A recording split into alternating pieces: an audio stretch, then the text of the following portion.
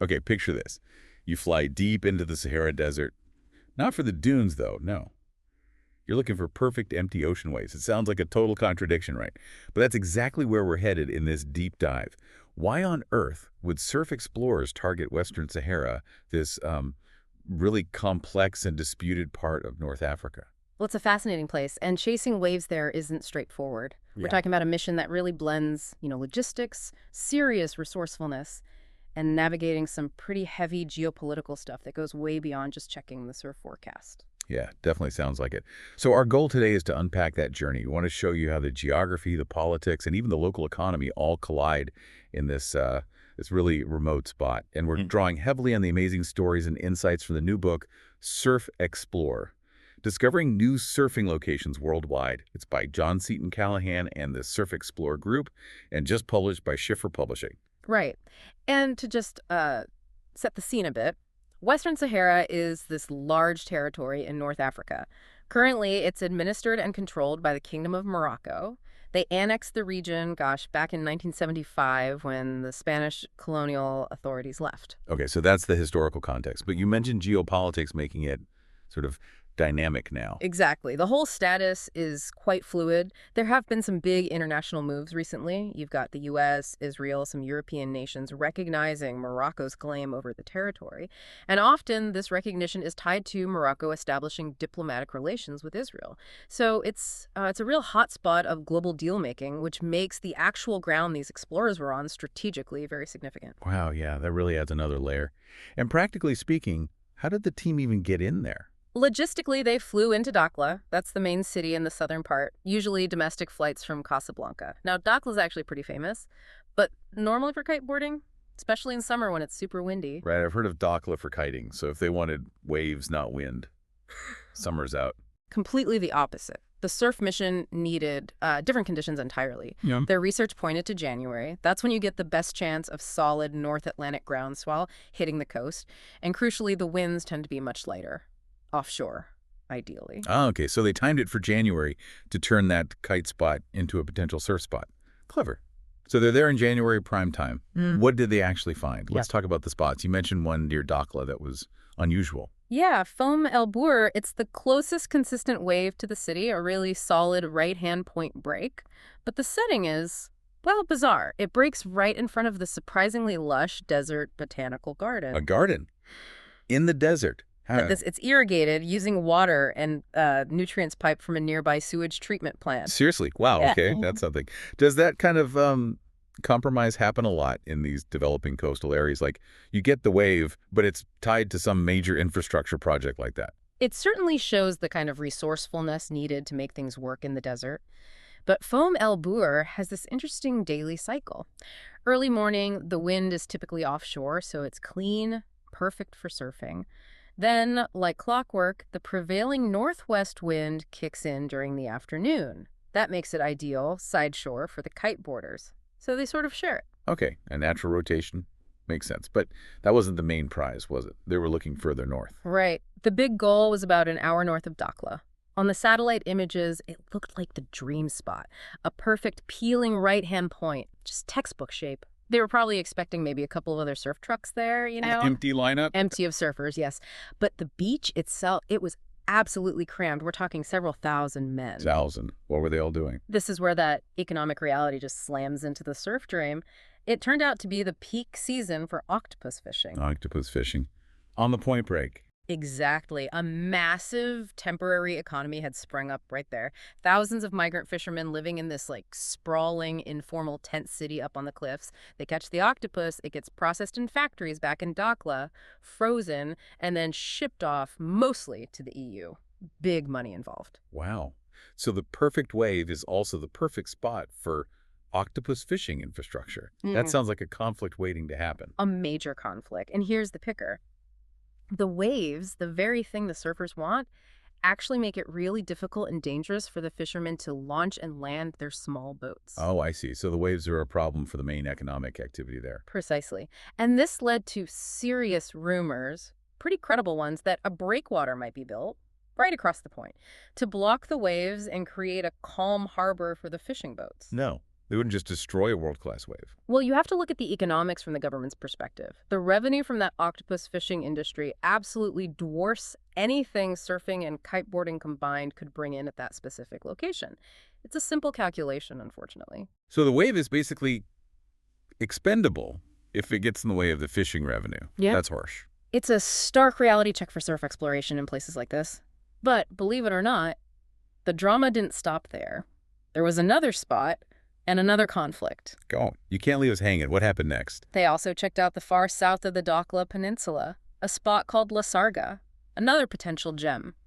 A long sand-bottom right point. Needs a bit more swell to get going, but critically, it's perfectly offshore in those common northwest afternoon winds. Sounds promising. What was the catch this time? The catch was authority. La Sarga is located literally on the grounds of a Moroccan Royal Marines base. On a military base. Seriously. Yep. And they were told in no uncertain terms by locals, by everyone, don't even think about surfing there, it's forbidden, you'll get into serious trouble. So naturally, Yeah. they went to check the surf anyway. Of course. Laughs, I mean, you have to look, right? And what they saw, long, perfect, backlit rights peeling down the point, not a soul in the water, it's just too tempting. I can imagine. So they paddled out. They paddled out. And sure enough, maybe after the first couple of waves were ridden, here comes an officer with 2 Marines marching down the beach. Straight to them, the officer made it very clear. Get out. Now. Okay, that seems pretty definitive. End of story. Not quite.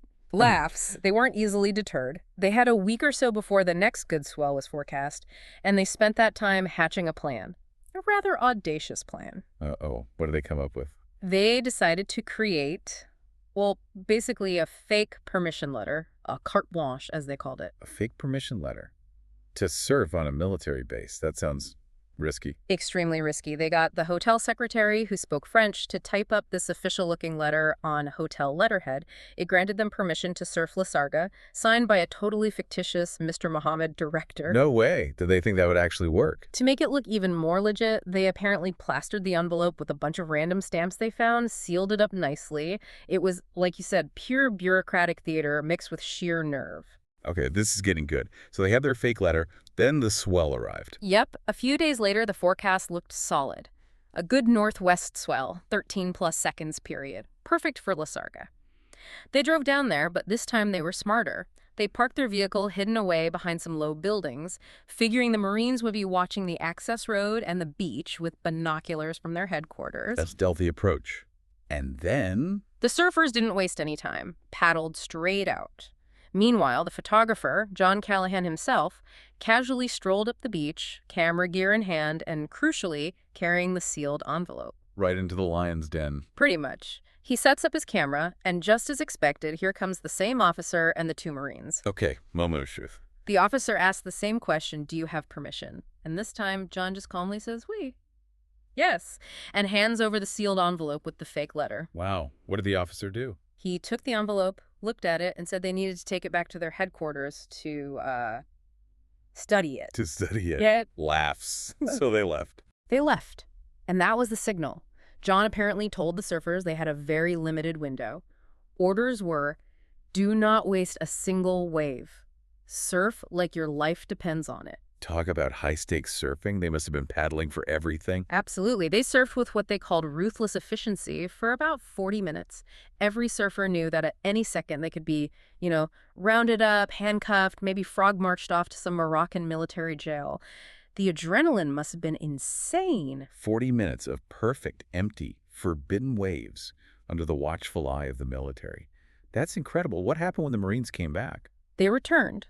The officer walked up to John again and apparently delivered the verdict very calmly in French. Votre lettre blanche est inauthentique.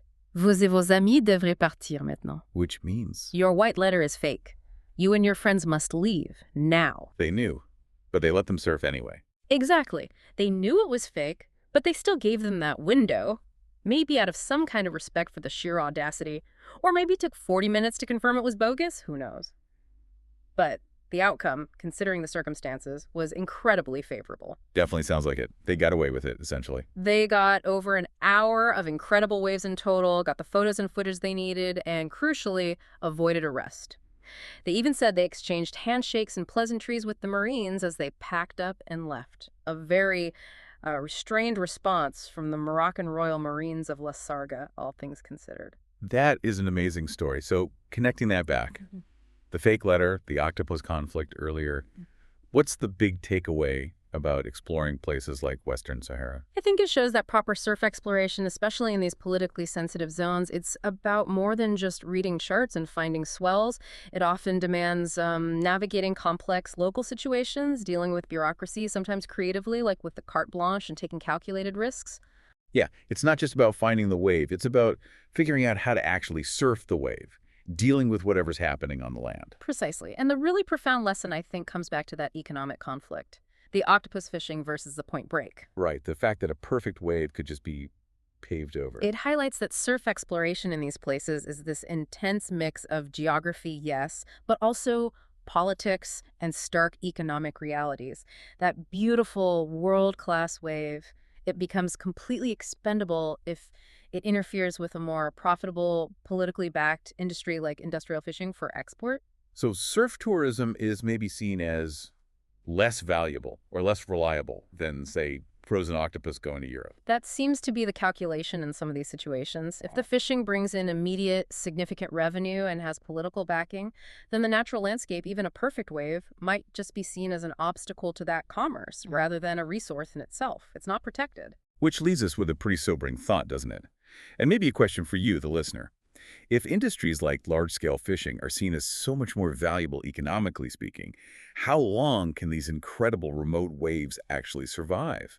Especially when things like breakwaters are proposed, it really puts that tension between resource use and conservation into sharp focus, particularly in these wilder corners of the world. Absolutely. And if you want to explore this story and many, many others like it, tales of incredible surf discoveries from all over the globe, remember this deep dive was based on excerpts from surfEXPLORE, discovering new surfing locations worldwide. It's written by John Seton Callahan and the surfEXPLORE group. It's a fantastic book full of these kinds of adventures and insights. You can find surfEXPLORE, discovering new surfing locations worldwide, available right now on Amazon, Barnes & Noble, W.H. Smith, Kinokuniya, and probably many other good booksellers too. Definitely worth checking out.